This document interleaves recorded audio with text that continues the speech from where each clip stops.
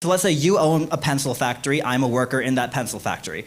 You can have all the machinery, you can buy all the raw materials you want, but without me, and presumably many others like me, to assemble the pencils, all you would have is a pile of wood, yellow paint, graphite, rubber, and aluminum. Okay. That would be worth, and that is worth less than the pencil when you try and sell it. And yet, all of that value added by labor, apart from the wages that you give me, which if we're being honest, there is a major power imbalance in our ability to negotiate that. If all that putting the pencil together requires is basic use of your prefrontal cortex, then yes, your labor is alienable at lower rates than if you are a doctor. That's not the fault of the person who owns the machinery.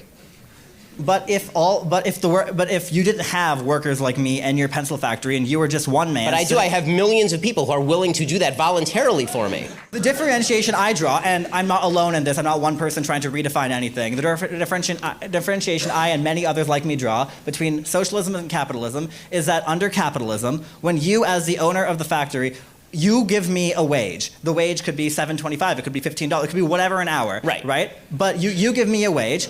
All the additional profit above the made from selling the pencils or whatever good you produce above what is reinvested into the company ultimately goes to you or the investors, those who own shares in the means of production. Right. Under socialism, those people are the workers, and the example I give, again, is cooperative enterprise. No, those are the people who are investing the risk. So if they carry the risk, then they get the benefit. The owner of the factory carries the risk, therefore he gets the benefit. The workers in the company you mentioned, if that company were to go bankrupt, they would carry the risk as well as the benefit. If the company goes bankrupt, and this guy has to pay off all of his debts, the worker may lose his job, but he's not the one who's going to incur the debt of having gone bankrupt. If you incur risk, then you're the one who pays the downside. The worker does not pay the downside.